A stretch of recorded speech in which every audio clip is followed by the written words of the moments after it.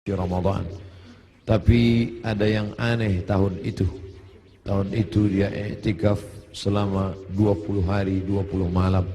Dia tidak keluar dari Masjid Nabawi. Ada yang aneh, karena yang biasanya 10 hari 10 malam. Kalau kita salat di Masjid Nabawi tepat di mihrab, maka di samping mihrab sebelah kiri ada satu tiang bernama Ustuwanatus Sarir. Sampai hari ini masih tertulis Ustuwanatus Sarir. Ustuwana artinya tiang, sarir tempat tidur. Karena di bawah tiang itu diletakkan tempat tidur Nabi Muhammad sallallahu alaihi wasallam. Disitulah Nabi i'tikaf. Di samping Ustuwanatus Sarir ada namanya Ustuwanatul Haris. Tiang Haris artinya penjaga.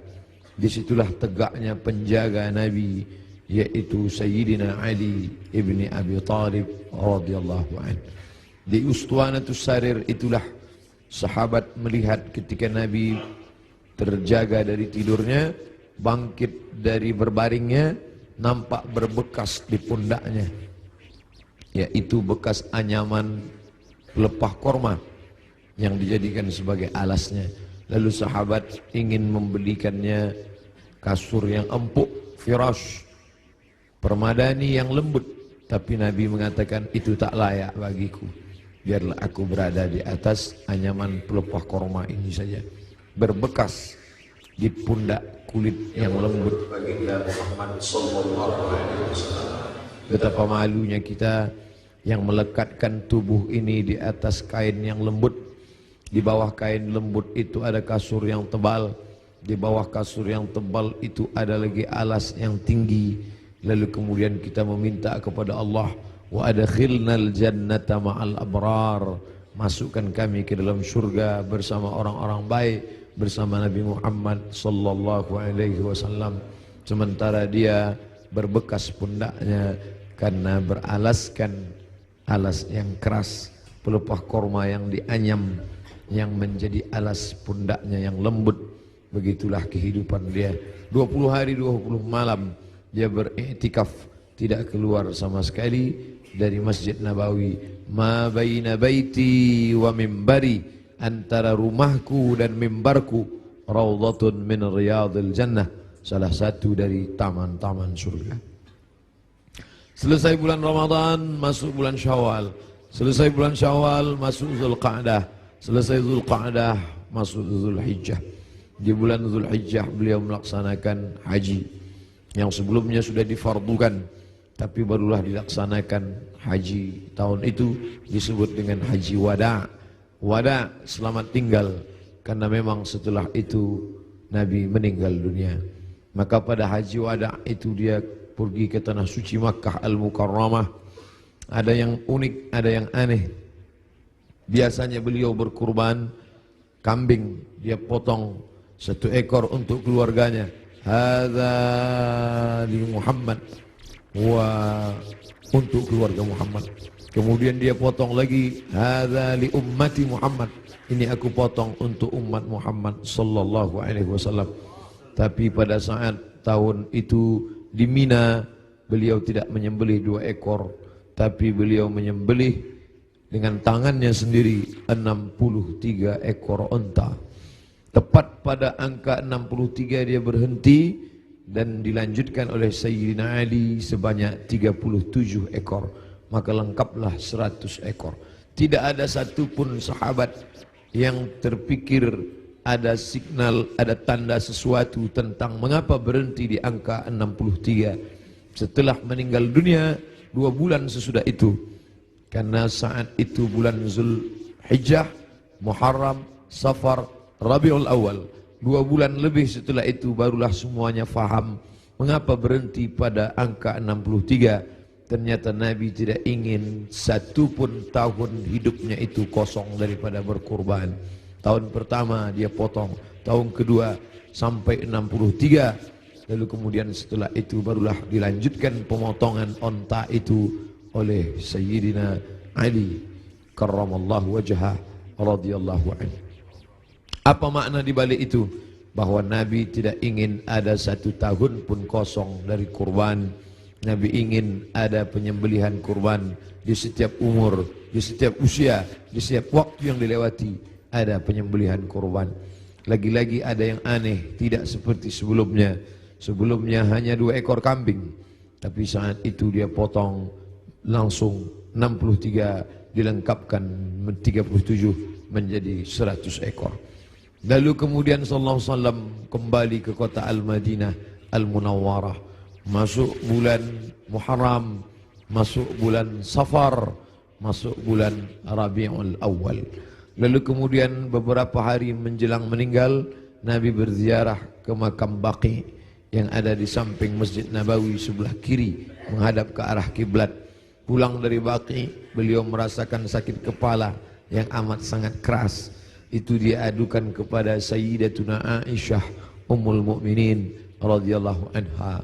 Beliau juga mengadukan bagaimana masih terasa sakit, sisa-sisa tertelan racun yang diberikan seorang perempuan Yahudi dulu beberapa tahun yang lalu, 3 tahun yang lalu, tepatnya di tahun ke-7 ketika orang Khaybar mengundang dia di perkampungan Yahudi Khaybar.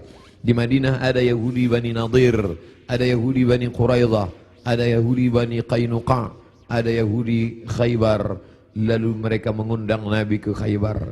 Mereka tanya, makanan apa yang paling disukai Nabi? Nabi menjawab, makanan yang paling disukai Nabi adalah kaki kambing bagian depan. Lalu mereka sajikan kaki kambing bagian depan itu, karena itu makanan kesukaan Nabi. Rupanya di bagian depan kaki kambing itulah mereka tanamkan racun yang paling sangat banyak, paling berbahaya. Sahabat Nabi yang mengunyah daging kambing itu langsung meninggal di tempat. Nabi SAW sepakat semua ahli sirah bahwa Nabi memasukkan daging kambing itu ke mulutnya, tapi mereka ikhtilaf tentang menelan. Maka segera Jibril alaihissalam memberitahu bahwa ada racun. Nabi memuntahkannya keluar, tapi ada beberapa tetes air liur masuk ke dalam. Kenapa itu terjadi? Bukankah Allah menjaganya? Bukankah malaikat mendapatkan wahyu, mendapatkan ilham, mendapatkan pesan untuk menjaga Nabi? Kenapa bisa terjadi? Hikmah di balik itu menurut ahli sirah, Allah ingin menyempurnakan nikmat kepada Nabi Muhammad sallallahu alaihi wasallam, bukan hanya sebagai nikmat penutup para nabi dan rasul, tapi juga nikmat sebagai mati sebagai seorang syahid. Dia sudah cukup penutup nabi dan rasul, tapi Allah lengkap, tak ingin hanya sebagai penutup nabi rasul, dia juga meninggal sebagai seorang syahid karena meninggal akibat racun yang tertelan di Khaybar. Aku masih merasakan sisa-sisa racun itu, wahai Aisyah.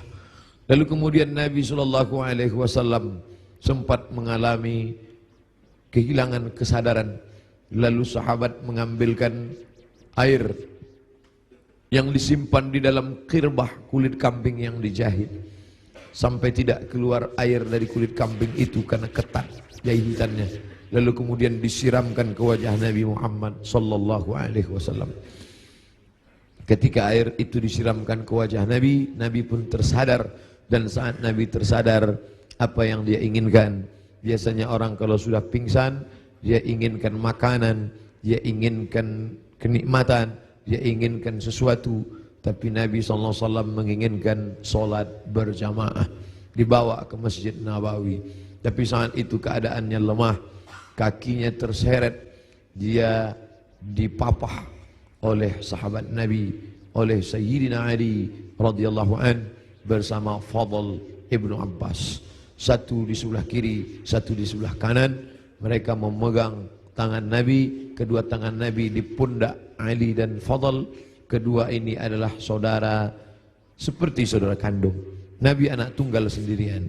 Dia tidak punya saudara kandung, tapi ayahnya punya saudara kandung. Ayah Nabi bernama Abdullah.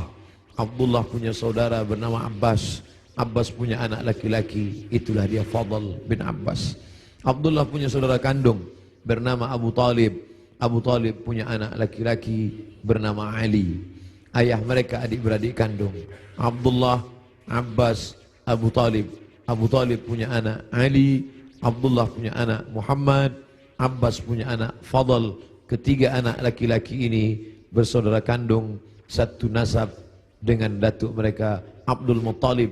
Abdul Muttalib anak Hashim, Hashim anak Abdi Manaf, Abdi Manaf anak Qusay, keturunan Kilab Lu'ay Fihir, cucu cicit daripada Ismail, anak kandung Ibrahim alaihissalam.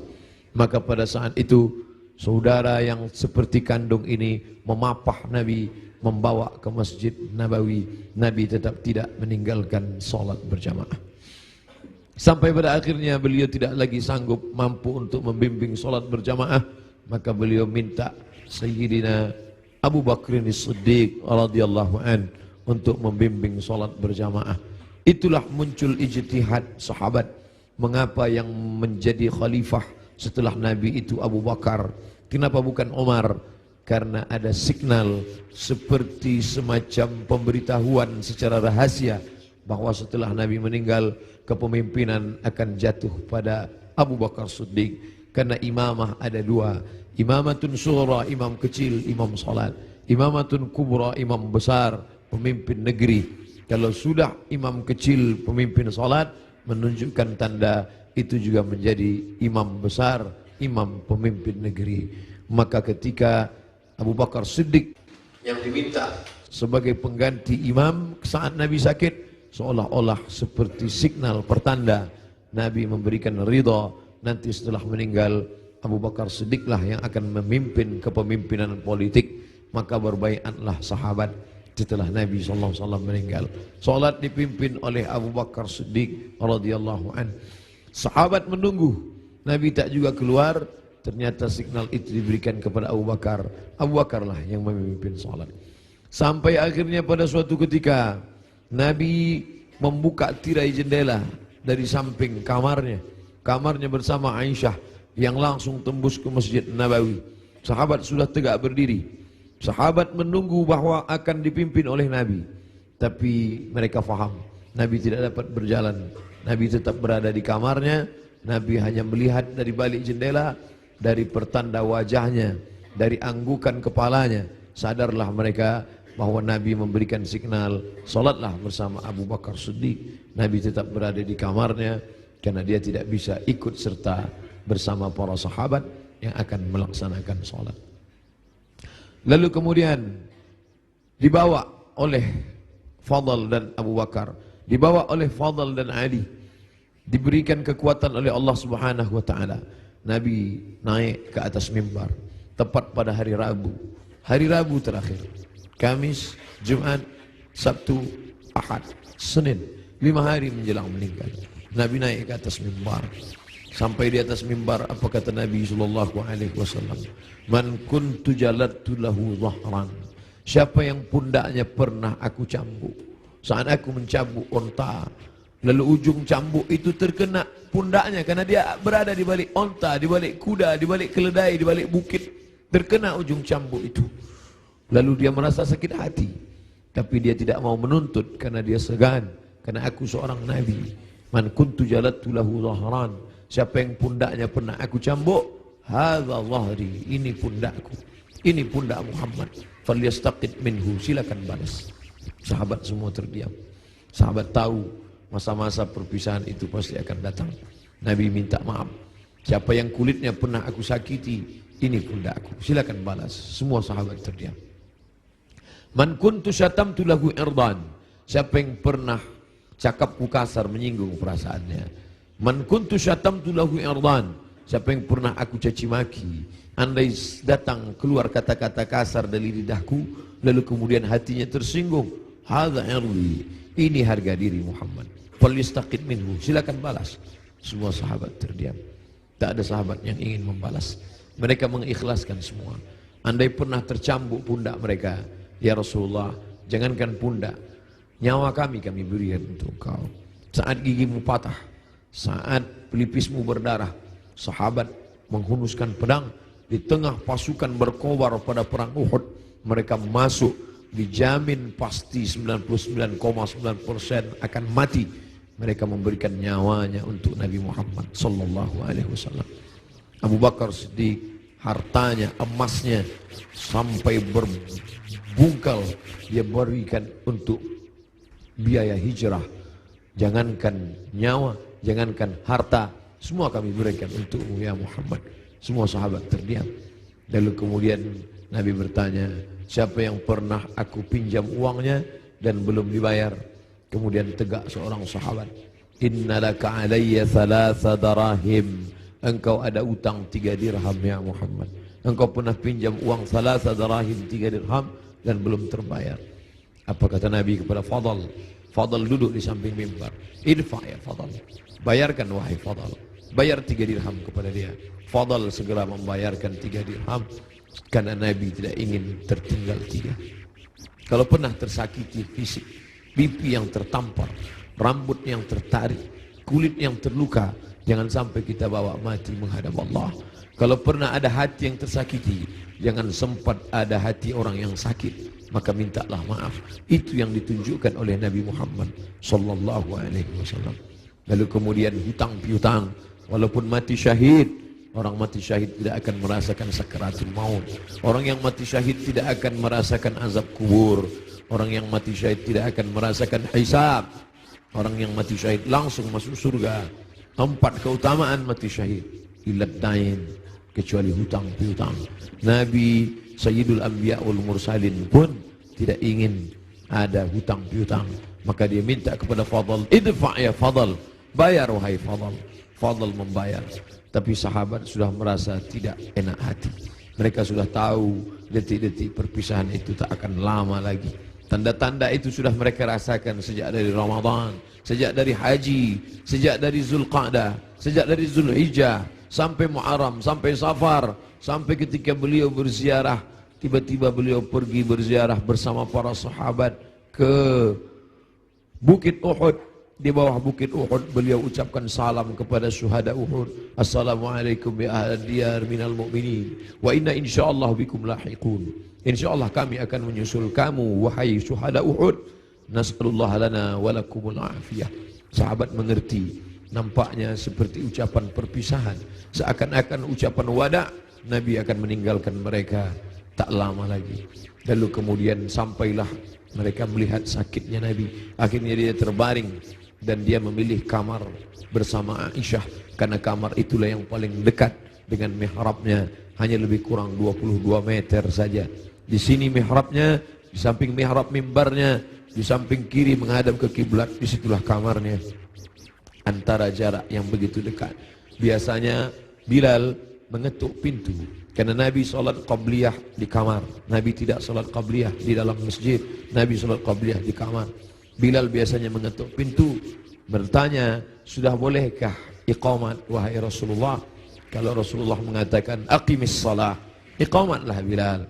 Barulah Bilal berani, Allahu Akbar, Allahu Akbar, asyhadu an la ilaha illallah, asyhadu anna Muhammadar Rasulullah, hayya 'alas salah, hayya 'alal falah, qad qamatis salah, qad qamatis salah, Allahu Akbar, Allahu Akbar, la ilaha illallah.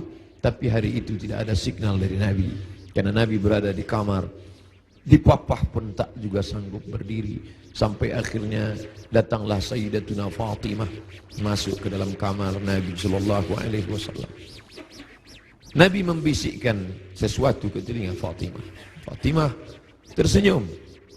Nabi membisikkan sesuatu ke telinga Fatimah. Fatimah bersedih. Kelihatan dari raut wajah Fatimah ada sesuatu yang tidak menyenangkan. Nabi berbisik sesuatu ke telinga Fatimah. Fatimah tersenyum. Di saat yang sama terlihat wajahnya seperti gembira mendengar sesuatu. Setelah itu berlalu, lalu Aisyah bertanya kepada Fatimah, apa yang dibisikkannya wahai Fatimah? Kata Fatimah, tak lama lagi masanya.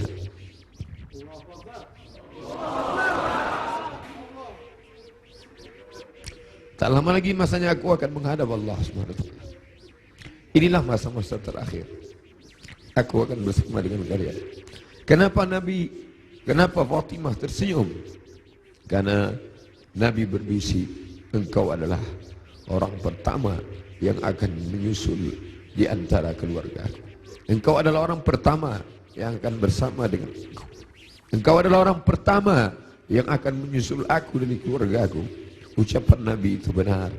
Tidak ada yang lebih daripada itu, bahwa setelah Nabi SAW meninggal 6 bulan lamanya, tak lama, hanya 6 bulan saja setelah itu, Sayyidatuna Fatimah menyusul Nabi Muhammad SAW.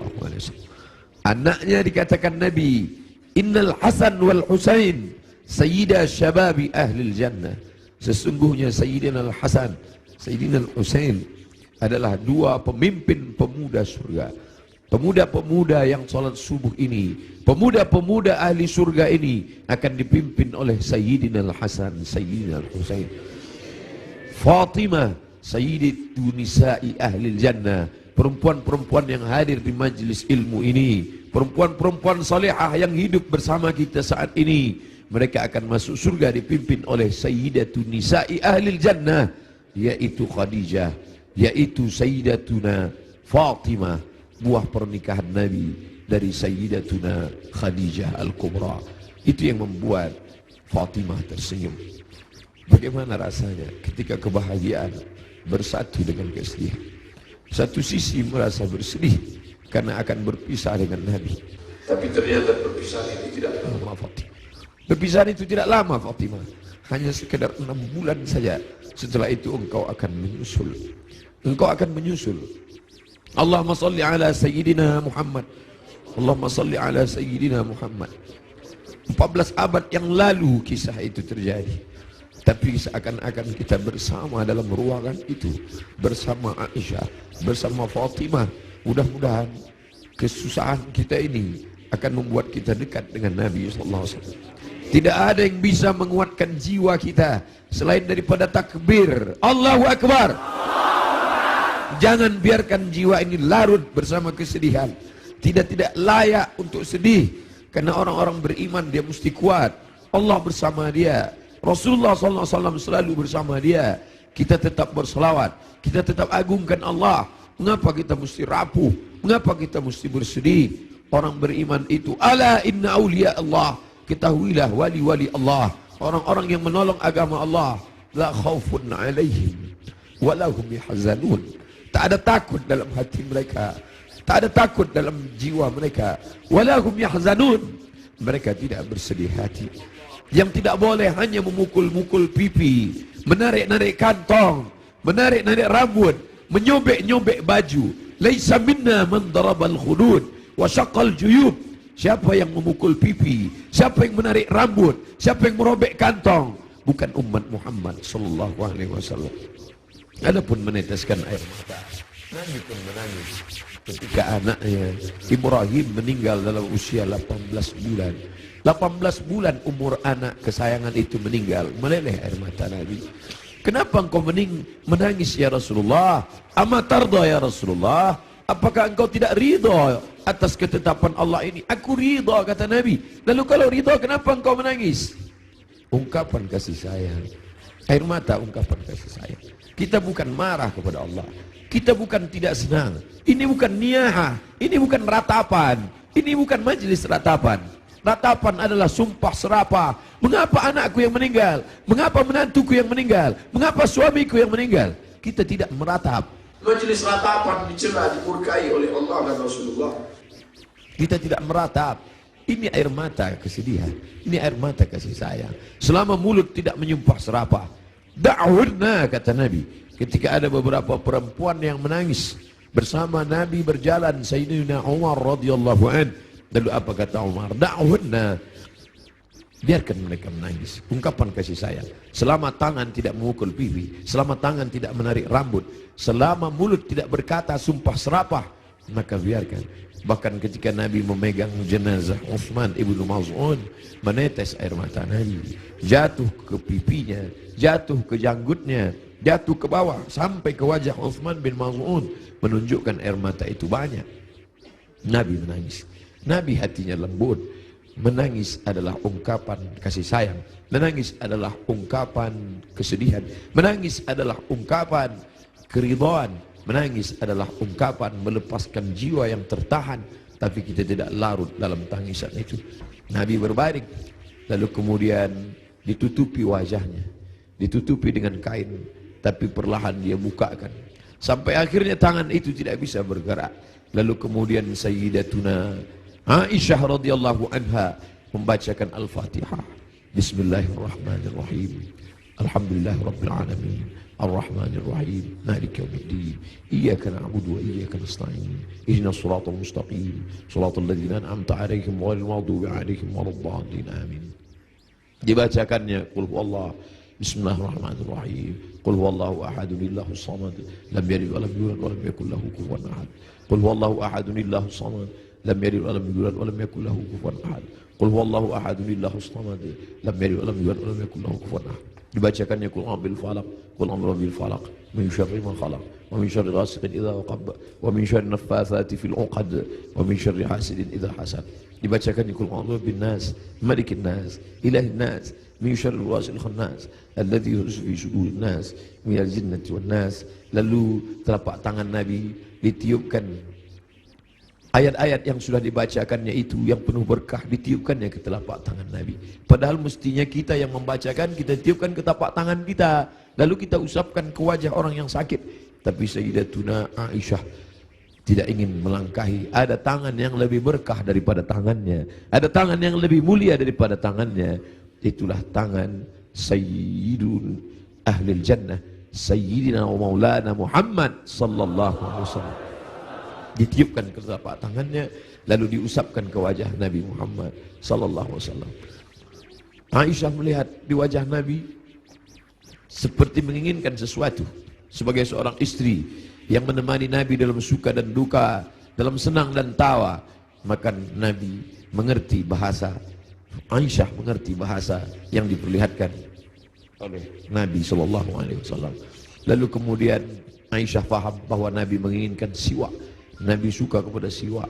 Laula an asyqa ala ummati, kalau tidak memberatkan bagi umatku, la amartuhum bisiwak, pasti aku perintahkan mereka bersiwak inda kulli shalah, dalam setiap salat. Lalu kemudian Aisyah mengambil siwak, lalu merobek ujung kulit siwak dan mengunyahkannya agar ujung siwak itu keluar serabutnya. Lalu kemudian diberikan, diletakkan ke bibir Nabi sallallahu alaihi wasallam. Air liur terakhir yang bersatu dengan mulut Nabi sallallahu alaihi wasallam adalah air liur yang digigitkan oleh Sayyidatuna Aisyah ke ujung siwak, lalu diberikan. Tampak senyum di wajah Nabi sallallahu alaihi wasallam. Makin lemah. Hari Senin, saat yang amat sangat menyedihkan, Nabi makin lemah.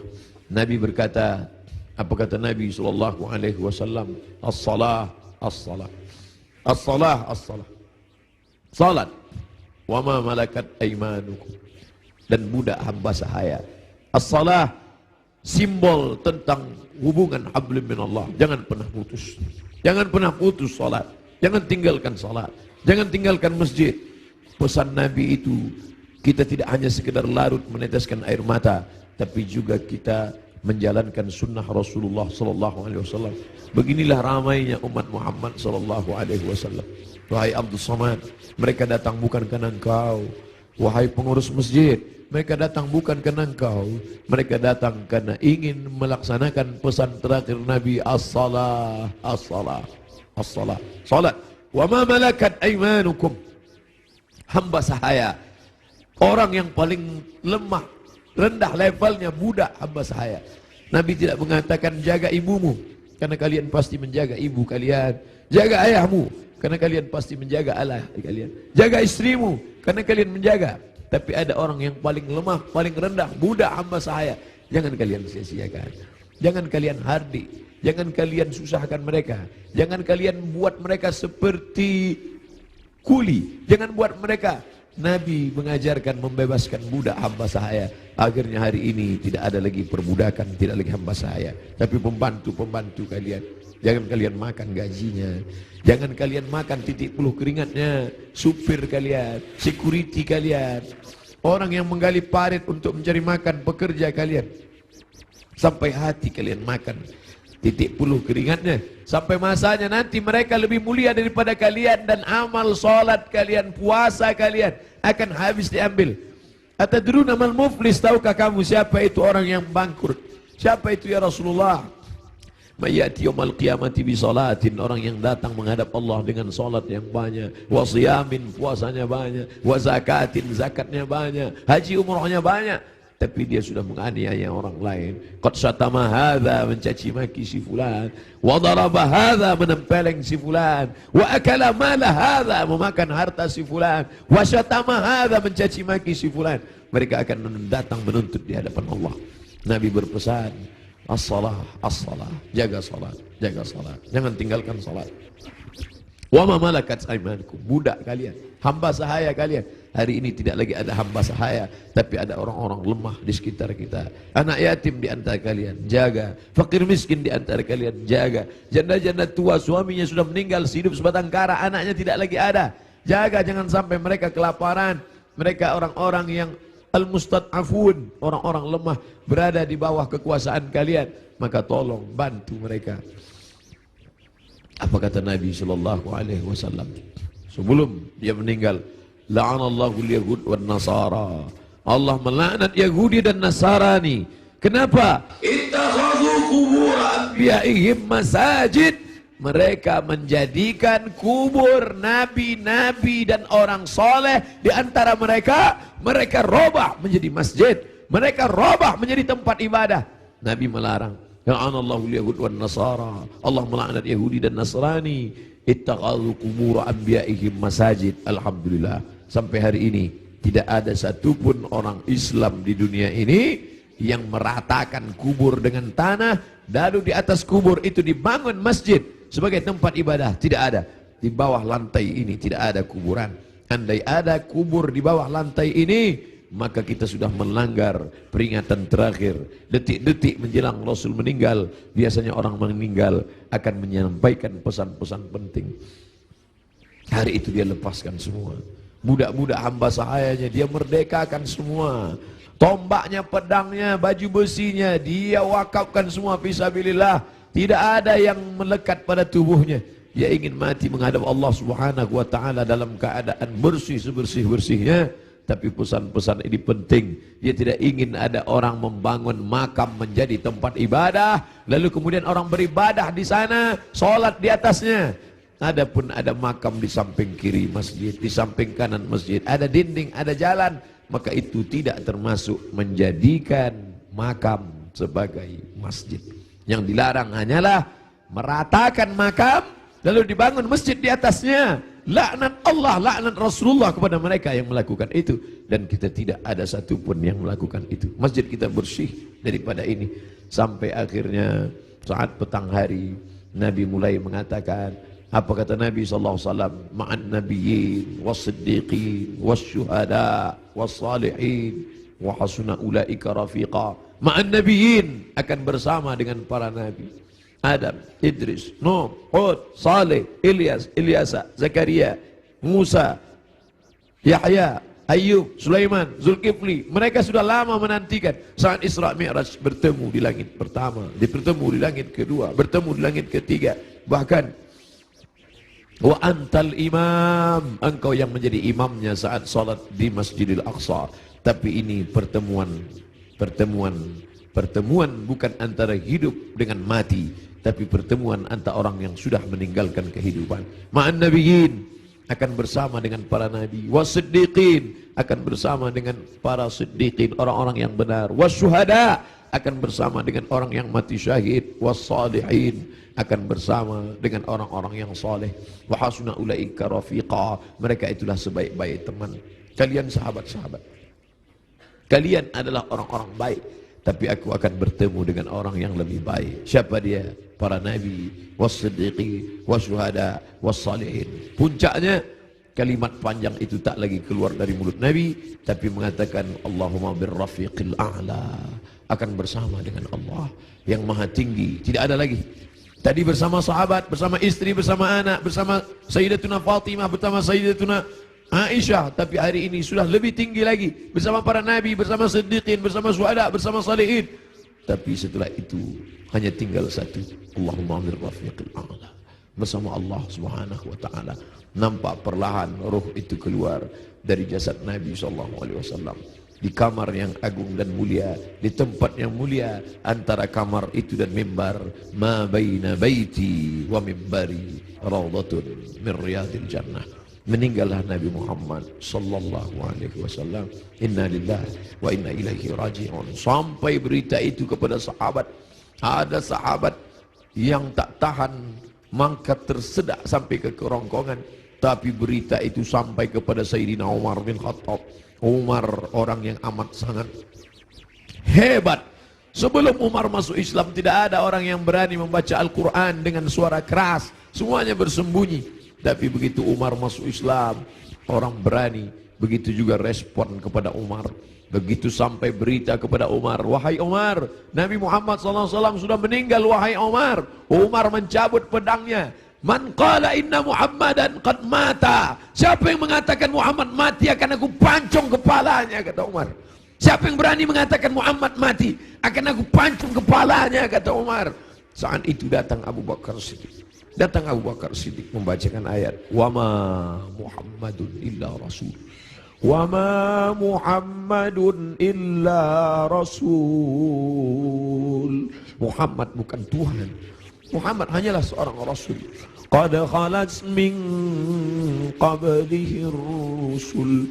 Sebelum dia dulu sudah ada rasul-rasul. Ada Adam, Adam meninggal. Ada Idris, Idris meninggal. Ada Nuh, Nuh meninggal. Ada Ayub, Ayub meninggal. Ada Zulkifli meninggal. Ada Musa, Musa meninggal. Ada Harun, Harun meninggal.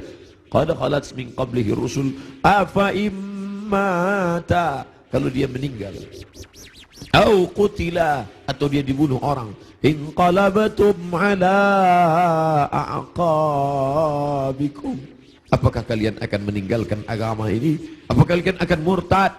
Begitu mendengar ayat itu, padahal Umar bin Khattab hafal Quran, padahal Umar bin Khattab termasuk 40 sahabat kutabul wahyi, penulis wahyu. Tidak hafalkah dia ayat itu? Dia hafal Quran, dia penulis wahyu. Tapi kenapa ketika pukulan berat itu datang, lupa, hilang ayat itu dari kepalanya. Maka kita pun begitu dalam hidup ini. Kadang ketika pukulan berat itu datang, kita perlu sahabat, kita perlu teman-teman. Saat ini Abdul Somad yang mengingatkan, saat ini Abdul Somad yang membacakan. Tapi sampai masanya pukulan berat itu datang bertubi, Abdul Somad pun lupa. Siapa yang akan mengingatkan dia? Ada sahabat-sahabat, sahabat-sahabat dakwah semua. Abdul Somad bukan guru, Abdul Somad bukan imam, Abdul Somad bukan syekh, Abdul Somad bukan habib. Abdul Somad hanyalah seorang sahabat dakwah yang saling mengingatkan, watawasau bil haq, watawasau bis sabr. Hari ini aku yang mengingatkan engkau saudaraku, tapi besok aku boleh lupa, besok aku boleh lalai. Kalian yang akan mengingatkan. Ustaz Somad dulu yang ceramah tentang ini, Ustaz Somad dulu yang kenapa engkau lupa Ustaz? Hari ini subuh ini yang penuh berkah. Allahumma barik li ummati fi bukuriha. Ya Allah berkahi umatku ini pada waktu pagi, pada waktu subuh. Lalu kemudian berita itu sampai kepada Umar. Umar tak dapat menguasai jiwanya. Ternyata cinta mengalahkan ayat. Ternyata cinta mengalahkan semuanya. Tapi ada orang tua yang santun membuat pedang itu terjatuh. Bagaimana dengan sahabat yang lain? Bilal tidak sanggup tinggal di kota Al-Madinah Al-Munawwarah. Bagaimana mungkin dia bisa sanggup tinggal di sana? Setiap subuh dia akan mengetuk pintu itu. Dan mulai besok Selasa, kalau dia ketuk pintu itu tidak ada lagi yang keluar dari kota. Bagaimana mungkin dia sanggup tinggal di sana? Dia tinggalkan kota Madinah.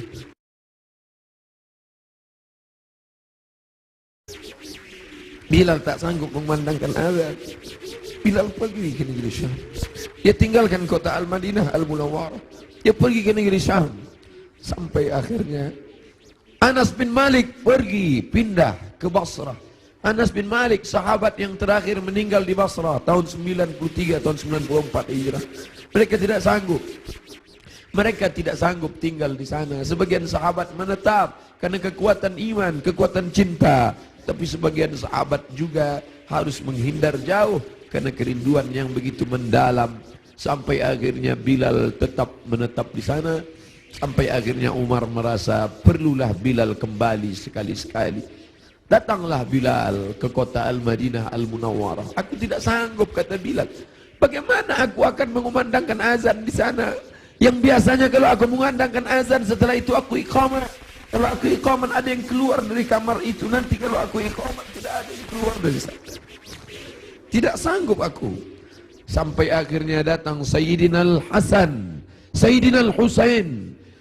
Bilal tidak sanggup menolak. Ini yang meminta adalah cucu Nabi Muhammad sallallahu alaihi wasallam. Datanglah Bilal. Datanglah Bilal ke kota Al-Madinah. Kami tahu cintamu kepada Nabi luar biasa. Kami tahu engkau bersama dengan Nabi sallallahu alaihi wasallam. Kami tahu bahwa engkau amat sangat kagum besar cintamu. Tapi datanglah. Bilal tak sanggup menolak. Yang akan dia temui ini bukan orang biasa, tapi cucu yang mengalir darahnya dalam darah mereka. Maka dia datang. Hari itu Bilal datang ke kota Al-Madinah. Bilal mengumandangkan azan subuh. Terdengar suara Bilal. Allahu Akbar, Allahu Akbar. Sahabat mendengar suara yang tak pernah mereka dengar. Itu suara orang yang dulu ketika azan berkumandang pasti Nabi akan keluar. Kalau begitu Nabi hidup lagi, kata mereka.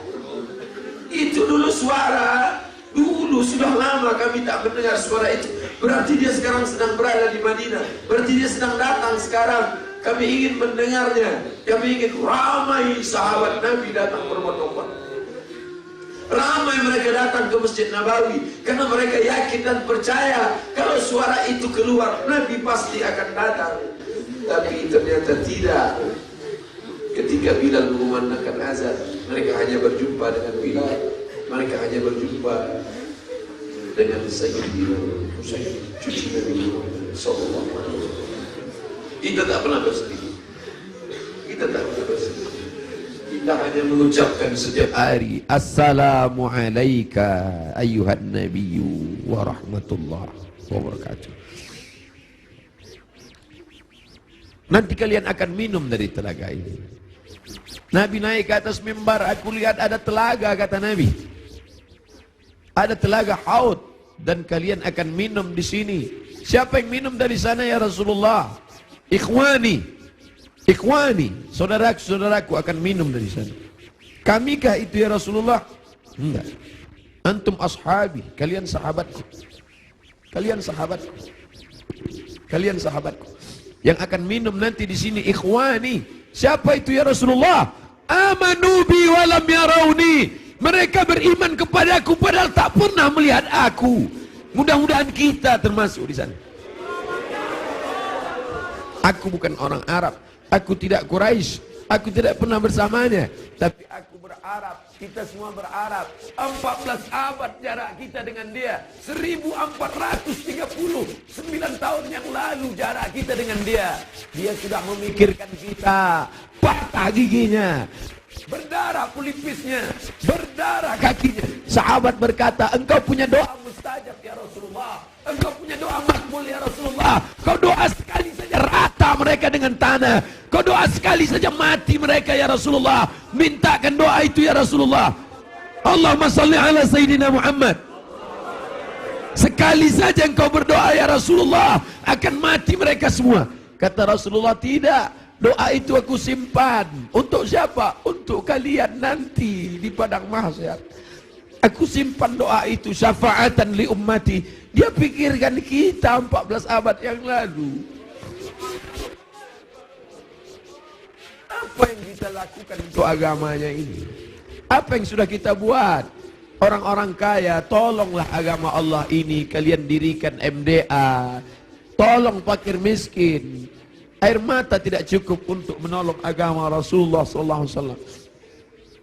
Pemimpin-pemimpin, raja-raja, sultan-sultan, kalian semua akan mati menghadap Allah. Satu-satunya syafaat hanyalah syafaat Rasulullah SAW. Sungguh ini, bapak-bapak dari kepolisian, bapak-bapak dari TNI, hadirin hadirat sekalian, kita semua insya Allah mendapat syafaat Nabi Muhammad SAW. Cinta kita mendalam. Abdul Somad, kau bukan siapa-siapa. Mereka mendengar kau bicara karena yang keluar dari mulutmu itu hanyalah sabda Rasulullah SAW. Kau hanya meminjam kemuliaannya. 0,001% yang dipinjamkannya ke mulutmu, kau hanya cerita tentang dia. Mereka sayang kepadamu karena dia. Allahumma salli ala Sayyidina Muhammad. Kami cinta kepada Allah, kata Yahudi. Kami cinta kepada Allah, kata Nasrani. Kami cinta kepada Allah. Qul, katakan, in kuntum tuhibbunallah, kalau memang betul kalian cinta kepada Allah, fattabi'uni, ikuti aku. Tidak ada yang diterima di akhirat kecuali orang yang mengikuti Muhammad. Asyhadu an la ilaha illallah wa asyhadu anna Muhammadan Rasulullah. Kerinduan kita kepada dia. Mereka dulu mencium wajahnya, mereka dulu mencium tapak tangannya. Apa kata Anas bin Malik, orang yang paling beruntung itu?